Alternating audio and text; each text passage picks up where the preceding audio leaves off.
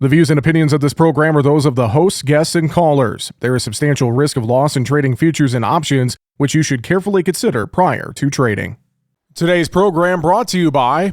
So she didn't inherit Grandpa's jawline, but there's no doubt she's family.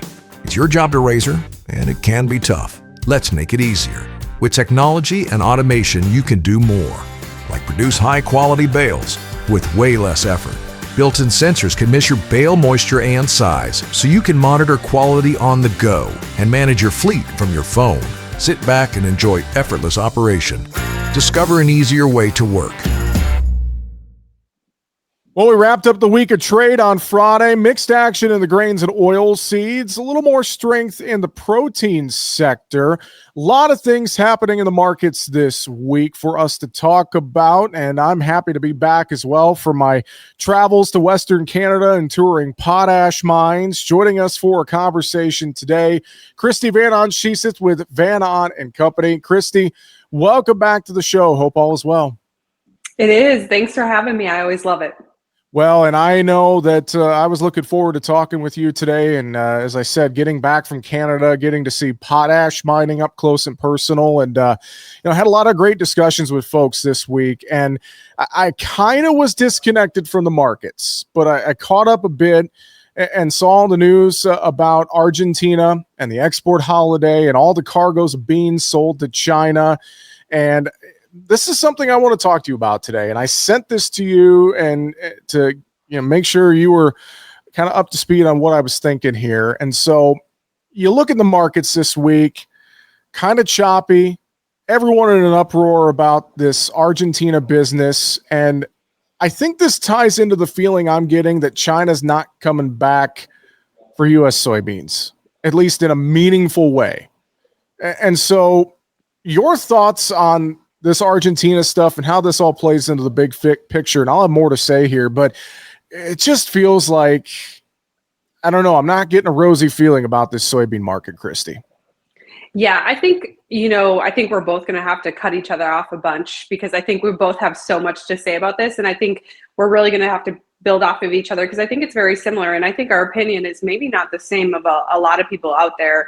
I have been in the opinion for a while that I am worried that China does not have to come for our beans, really, that they could get by for a year, not long term, but at least like a year get by not buying U.S. soybeans, as long as everything looks kind of decent in Brazil. And what we have to remember is that, you kind of have the writing on the wall that Brazil will have a big crop because of acreage. So it's very similar to what we're dealing with here in the US right now, is that we have so many corn planted acres that even if you are dropping yield significantly from here, that it makes it a little bit difficult to really have a production problem because of the planted acres. And that's what we're seeing in Brazil, is that they continue to focus on planting more and more soybeans.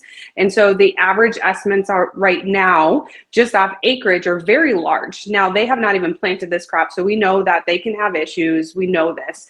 But the higher the acres, the harder it is to have a serious production problem. And so I have been in the camp that you could possibly see China bypass the US for 1 year because you're coming off a large crop from Brazil. China was big buyers here last year, so they bought from us. You had a big crop in Brazil. You've been stockpiling, and now you're coming through. And so I've had this feeling, and then you had everything happen with Argentina this week, and China jumped on that immediately to be able to buy soybeans.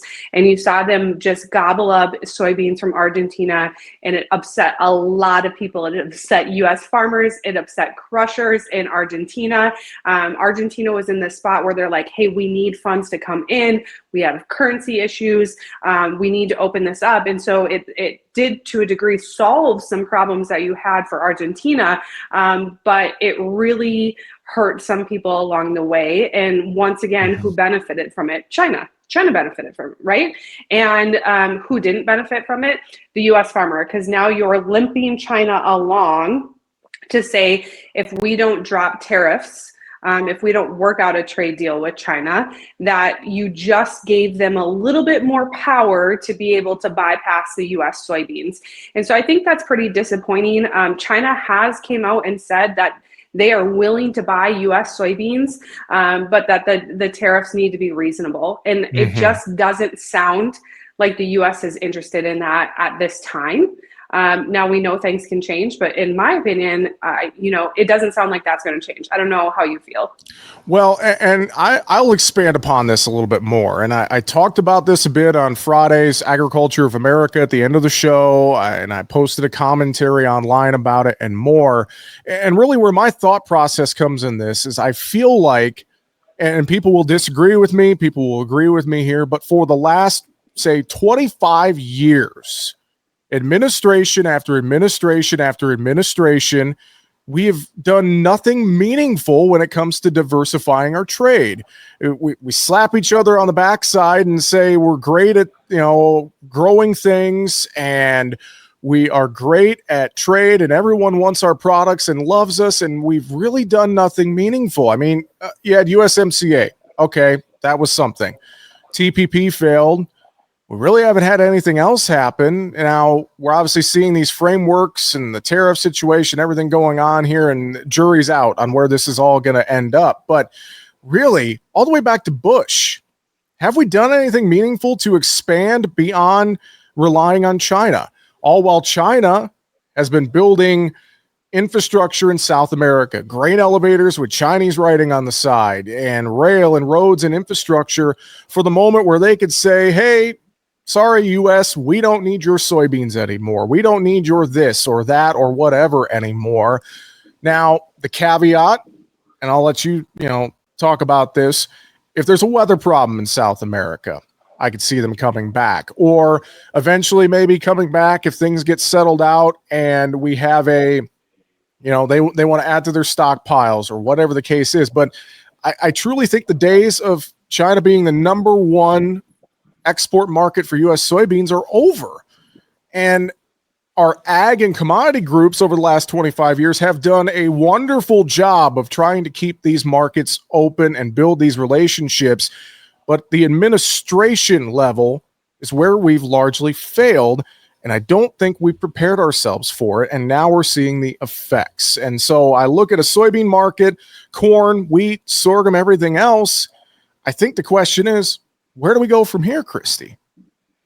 Yeah, what I'd like to see is, we talk about China a lot, right? And we know that they are our top buyer. We know that you want to focus on that. What I would like to see is we've obviously built this renewable diesel, this crush, this huge one. We have grown it so large, but at some point you're going to cap this out.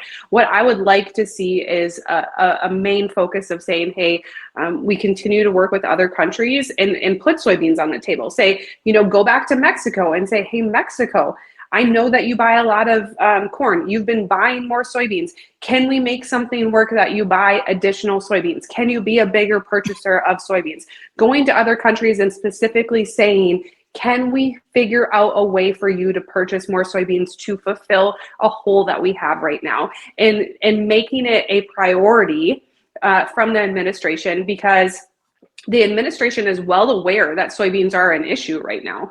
And I think that they've addressed that. They've said that. It came out this week. President Trump, for the first time, acknowledged that there will be a payment to the farmer from the tariff funds. There's no details behind it, but this is the first time that you've actually had President Trump say that. I will never say that a farmer does not deserve a payment. I will never say that. But if you talk to a farmer, that's the last thing they want.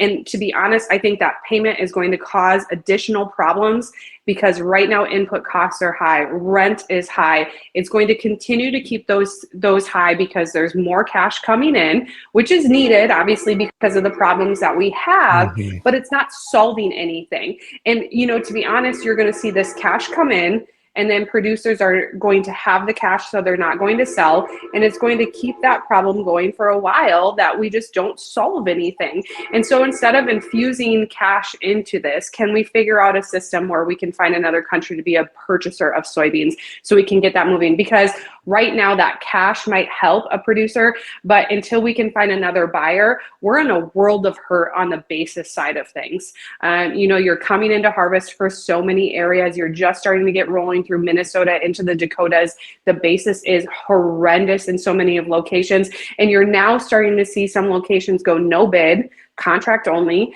And now what are you going to do? Now we're going to bottleneck everything. And you're going to have to say, what are we going to deliver? Now I have to move over to corn. Well, eventually you're going to have those same situations in corn saying, hey, contract only. And we know that producers didn't do the greatest job selling this year. So we don't have a lot of contracts on the book. And so now you're running into this problem. So we need a way to move the beans. We don't need a way to just put cash into a pocket. So I would like to see that happen, but I agree with you that, it's kind of silly that we continue to talk about these things, but we don't acknowledge that they actually are real and very big things. China has been investing billions of dollars into Brazil in their infrastructure. That is not just for fun. They obviously have a game plan here, and it's so they become tied very closely with Brazil and can get access to those beans and be able to just get the beans when they want the beans quicker, faster, more efficiently,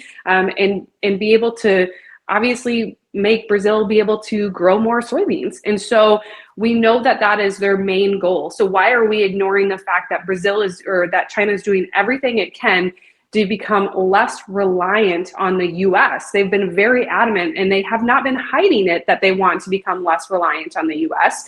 And so why are we acting like that's not the case? Why are we acting like we're losing a little bit of bargaining power here? And to be honest, on that flip side, when you look at it, Brazil has been very vocal about coming in behind every kind of disagreement that we've had with any country, saying, I can be your US. Like, if you're trying to figure out stuff with the US, let us try and figure it out for you. Let us be that supplier of something you need right now. And Brazil's been doing a really good job at coming to be that second US and serve these countries. And it's working out for them, because we have to remember, they need it. They need to grow their country. They need those dollars to stimulate their economy. And so they're doing exactly what they should be doing, and they're benefiting from kind of these negotiations that we're doing right now. We're having a conversation today with Kristi Van Ahn-Kjeseth with Van Ahn Company here on Market Talk. And, Kristi, appreciate you going down the soybean China rabbit hole with me a little bit. And I know probably going to get a lot of comments on it, good or bad. And there's still a lot of discussion that has to be had there. And, you brought up the payment, and we don't have any details on that. That's another thing we could spend an hour talking about. I don't want to get into that today. But, I guess thinking about all of this, grain wise, I'll sum up the grains here and let you talk about this, and then we can go over and talk some livestock trade. But corn, beans, wheat, etc., everything going on. The farm economy pinch is real. It's a double-edged sword in many cases for farmers. Like you mentioned, they don't want a payment, but a lot of folks are going to need something to survive. Otherwise, we're going to lose farmers. We're going to lose food in the grocery store. I mean, played it simple. Like, things are in a bad spot. So how can we manage our risk right now in grains, harvest season time? And I know that's a tough question. It's a loaded question, but what are some things on your mind across the grains and oil seeds that farmers need to look at right now in terms of risk management? Yeah. So I think, like I said, you made the comment that we're probably going to get a lot of comments, and I'm most likely going to get a lot of comments from this comment as well. But the last couple times we've gotten payments, the market has been pretty good about taking that payment away from the producer. Meaning you get the payment and then the market drops off and it ends up eventually taking it away from you, right? And if you look back to Trump's last administration and the price of soybeans through a lot of his administration, they were very suppressed until towards the end of his administration, when he was able to secure that trade deal. And if you listen or look through those conversations that were set out of that call between Trump and Xi, they were like, we're going to touch base at the end of the year. Maybe next year we will have a visit. Those are signals that this is a long game, right? That this is not going to be acknowledged sometime soon. The tariff deadline is the beginning of November. And we have to remember by November, gosh, you're just like really pushing it out for them to really be buying our soybeans. And so we have to be prepared for this to be the long game. So let's say they do issue this payment, because it sounds like they are. It sounds like it'll be modeled off the last payments or somewhat similar of this. I would say what you look at is saying if prices are still semi-reasonable, if they have not dropped off. Let's look at corn, for example, right? I do think that corn can get up to its gap for December corn around this 432. Let's say that gets to 450-ish for March corn. If you could be looking at 450 March corn, and then you're looking at somewhere around 430, 420, 430 cash corn, I would start doing some marketing there and take the cash in hand from a farm payment and utilize that if you want to buy a call. What I don't want to see happen is take the cash and do no form of marketing along that side. If you do some marketing and take the cash and buy a call, do some sort of ownership, your foot is still inside the door. You have probably most likely some form of defined risk on the table. I would have some form of defined risk on the table. And that way, yes, if something happens, great. You still have your foot in the door, but at least if it starts to take away and drop off, or you see carry decay, because that is the point of carry. We see carry decay happen almost every time we see carry, and you see March start to go from 450 back down to this 430 area. At least you have that sold, and at least you have cash now coming back in within a couple months. And so I would say that use this payment as a marketing tool. Use it as a source to fund some marketing and be doing something with it. Don't just take it, absorb it, and do nothing and ignore it. And so that's what I would be looking at. Beans are a little bit trickier because of the basis level, right? Corn, you can find some decent basis, especially into that December, January, February timeframe. I especially think post-harvest, you'll see that window of opportunity, especially if you do solidify a payment. If they do come out with some details on payments, you're going to see what needs to be sold at harvest, and then bin doors will be shut for a while. And so I think that really December, January frame could get good for basis. And I think that's where it could get good for soybeans as well, because we know crush cannot absorb a bunch of beans at one time. So you're eventually going to have your crush facilities be needing to see those beans come back in, right? So they can keep moving. And so same thing, look at that time frame and be utilizing, and really my main focus right now is going to be on basis, and you're just going to have to use tools on the futures side of things. And that's unfortunate, but it's kind of the world we live in. I do think that corn yield is coming down. I think that it was a little too lofty off satellite imagery, and that's what we're going to learn moving forward, is that satellite imagery can only do so much. And it's a good lesson to learn moving forward. And I said this a while ago, is that this is going to be the perfect year to give us an example of what ideal growing conditions do for satellite imagery, and knowing that we can't get too ahead of ourselves just because greenness does not mean yield. And so I just think that you really focus on that payment and utilize it. Please just don't pocket it, because I just don't think that's going to last in the long term. Well, a lot of things to take away, and I'll reiterate this as well. I hope I eat my words. I hope things get figured out with the U.S. and China, and I hope things get figured out with the farm economy. That's where I'll leave that. I hope I eat my words, but this is just kind of the feeling I'm getting as I really have been sitting back and taking all this in. I got to ask you, Livestock, before we close out today, some good gains in feeders, in hogs, things like that. What's your feeling across the protein complex here as we get close to closing out the month, Kristi?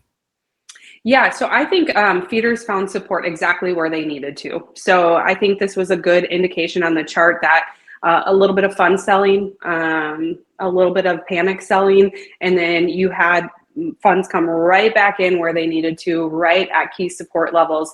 And I would imagine that's what we continue to see, is that you feel a little toppy up here, but you're not breaking that support. And we know that, especially for feeder cattle, how close that screw worm was to the border. I just think kind of solidifies maybe the fact that like that border is probably not going to be open for a while. I think what I'm going to focus on moving forward the most is just any kind of relationship between the U.S. and Brazil to make sure that they don't open up, or like I shouldn't say open up, because they're more than welcome to come bring their beef back into the US.